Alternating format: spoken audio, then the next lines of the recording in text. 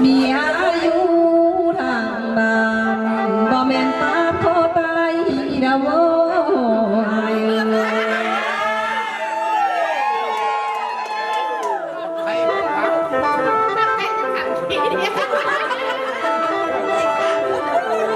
โอ้ยน้อยเอ้ยอายก็มีก่อนเศร้าแล้วน้อยเอ้ยบ่อยากไล่ก้อนแพงเด้อบ่อายเอ้ยอายผู้มีเมียแพงอายเอ้ยบ่เอานางเข้าเมื่อตึงบ่นออายเอ้ย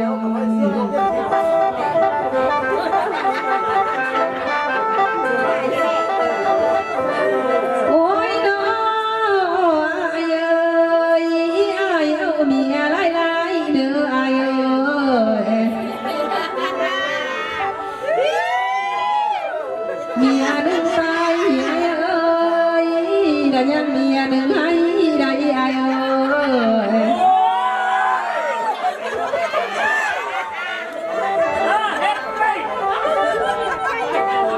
อันเดอเมียหนึ่งอันได้จับเสื้อไปหมอบ่โนอายเอ้ยอันใดพี่เงินต่ออายเอ้ยบ่อยากกินต้นอายแท้บ่อายเอ้ย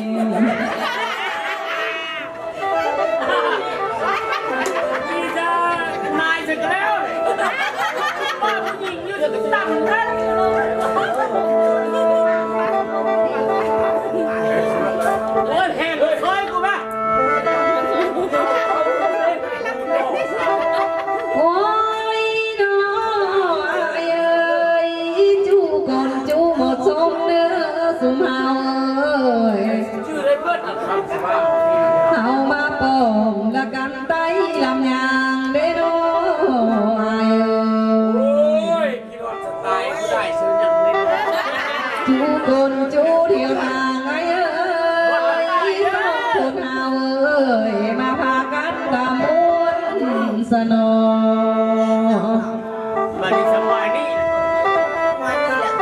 น้องสิมวนบ้าถ่ายเลยไอ้เต้าเมื่อเสนออาย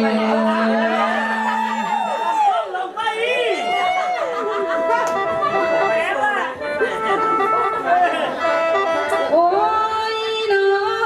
อายเอ้ยเอ้ยกลับคืนบ้านสะแม่อายเอ้ยละเหินสานบนสายุสะแม่เมื่อห้องผ้าลายล้วนนำเมียอายละอยู่เหือนสะแม่อายเอ้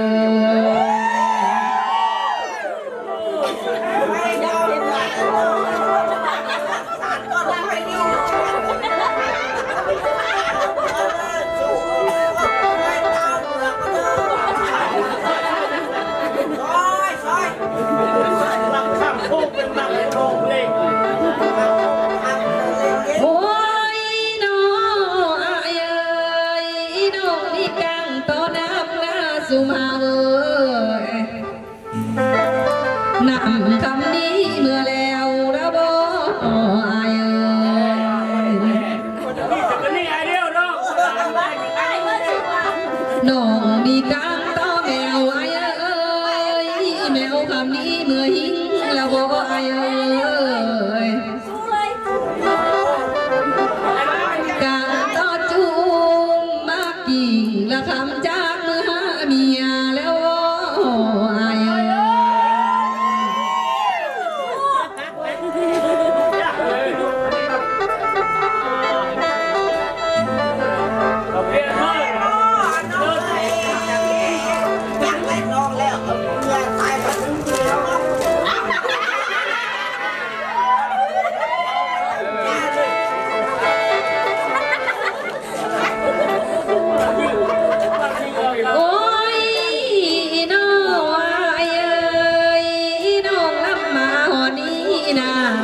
ทา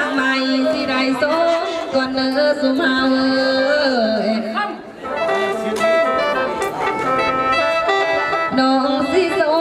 งให้อายเป็นคนเบาและตอบก่อนน้องเด้ออายเอ้ย โอ้ยเยอะเยอะไม่ได้ขึ้นไหวได้ไหมเด้อ ทีมงานในเฮามีเด้อไม่ได้น้อยหน้าเด้อเดี๋ยวน้อยมาเจออีกประมาณ30 นาทีเอามาแค่ต่อนะ บอสสิสัมภาษณ์ทางข่าวซอยนี่นะอันปัจจุบันนี้โอ้หมอลำยิงไม่มั่นลำม่วนลายอันโตก่อนเพิ่นจักจัง10 วิอันโอ้ยเนาะเจ้าลำเมื่อกี้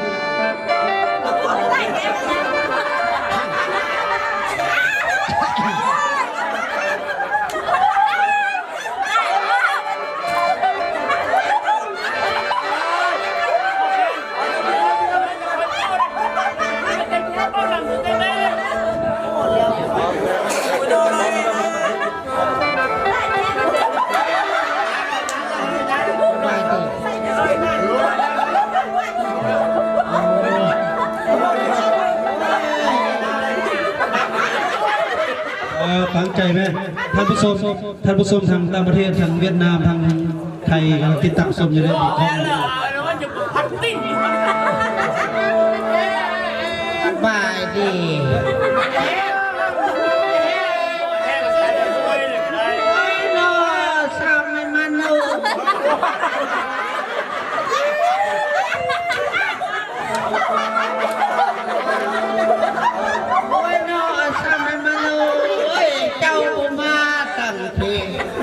อยู่ดีมีแหงโม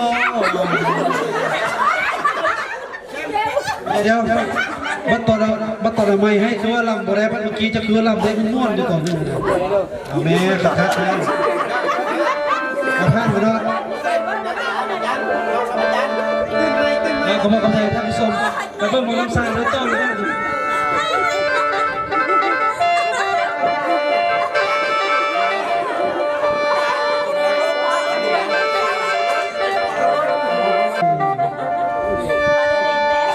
อย่าเอาเนี่ยมันไปบ้านน้องไง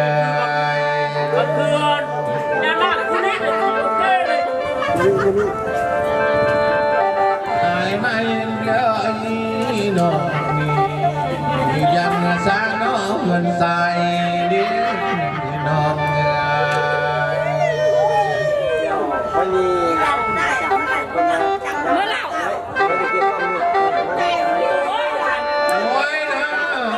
น้องเอ๋ยไอ้นี่ตั้งต่อไม่ลังตื้อเลยเหมือนจังพันน้อยเถื่อแล้วน้องลา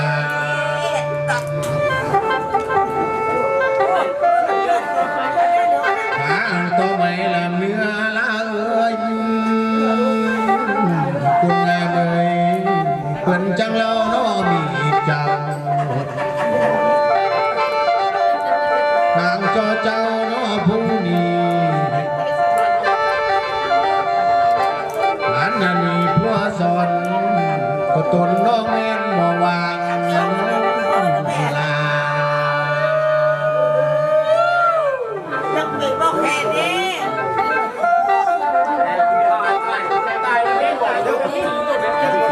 โอ้ยน้องเอ้ยไอ้นี่มาเห็นเจ้าเราสามัยมันคำนี้ต้นสายที่เป็นหัวอยู่แล้ว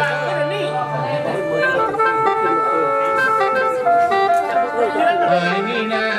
น้องเอ้ยบ่ค่อยเป็นพวงหวานน้องเอ้ยนำสานาน้องขอคำนี้ที่เป็นบ้าพวงละเมอไรน้องเอ๋ย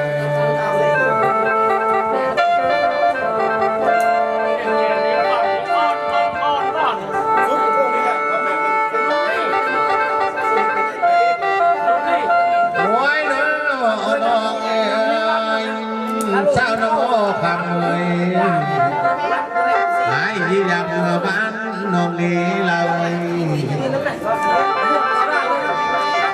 ไอ้ยังตัดตัวปานนี้เลยน้ำเปล่ากินปานนี้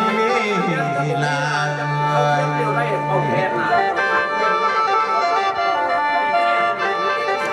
ไอ้นี่นะน้องเอ้ย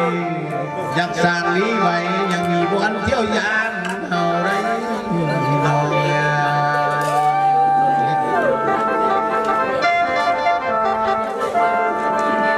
ไอ้นี่เดียวยังยืนหน้าเรา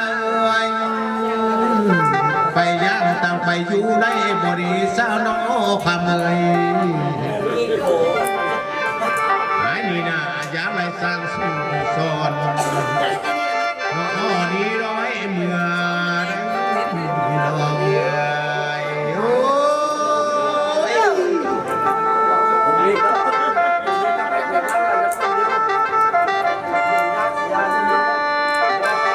ยน้องเอ๋ยอันนี้ยานเตรีน้องเอ๋ยไอ้นี่เมื่อบ้านน้องนาเลยงานแต่รำเขาหวานเลยน้องในเพียรน้ำคาบอนลาบ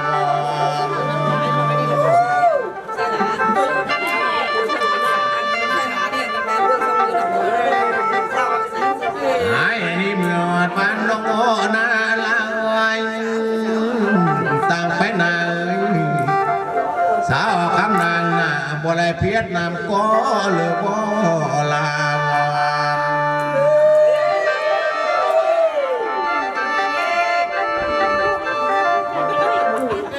ไอ้นี่เมื่อ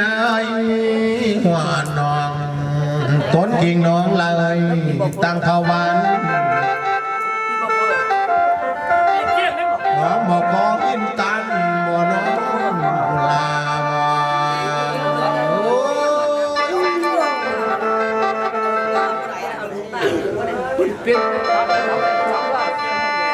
โอ้ยน้องเอ้ยน้องผู้ก็ยินตันนาเลยอันทางเขาก็บ่มีได้น้องเลยไอ้นี่นะน้องเอ้ยอันไรเต้นขันหกเลยเฮมาลาน้องมาสวยได้น้องเอ้ยแต่ขนาดแท้สิเชิญฟ้าน้อฟ้าไปได้เลยน้อง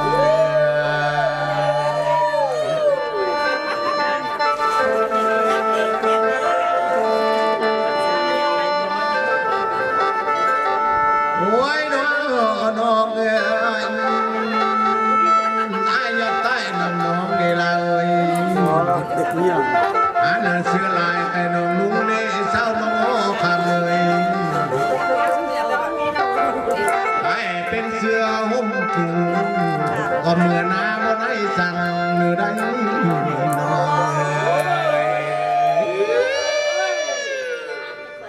ได้เป็นจับเด็กไหนเองหรอ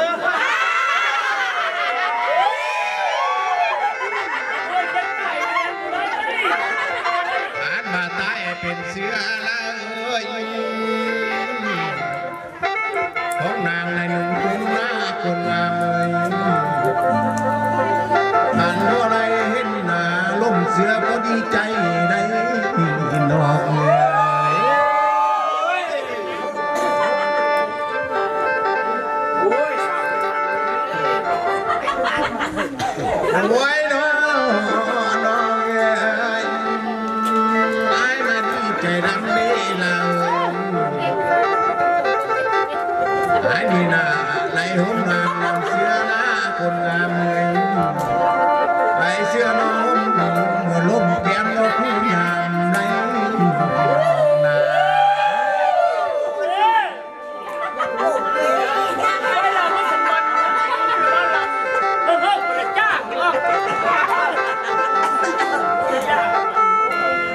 ไอ้น้องนำไอ้น้ำเดินคนงามเลยเป็นยังไงล่ะอัตตาน้องแม่หลับไม่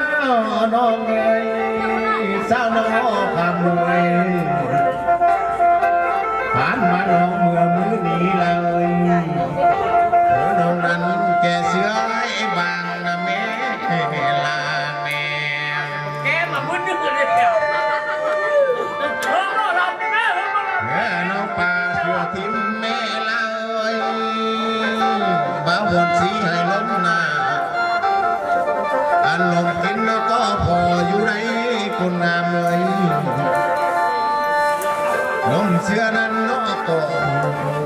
ขันมาแม่นคู่นี้ก็ตุนไอ้ก็ได้แฟนในน้อง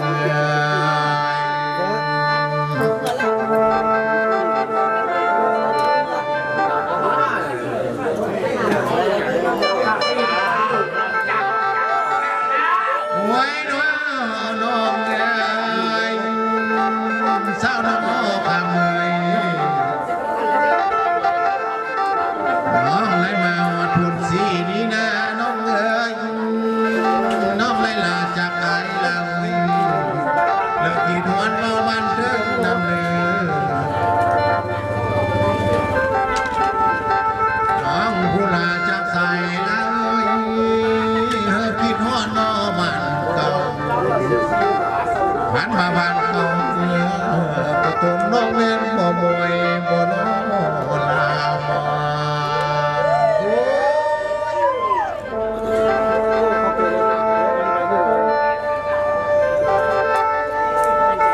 หันมาพูนสีนี้นะน้องเอ๋ยหันบ่เลือดตาใต้หมอคนงามเอ๋ย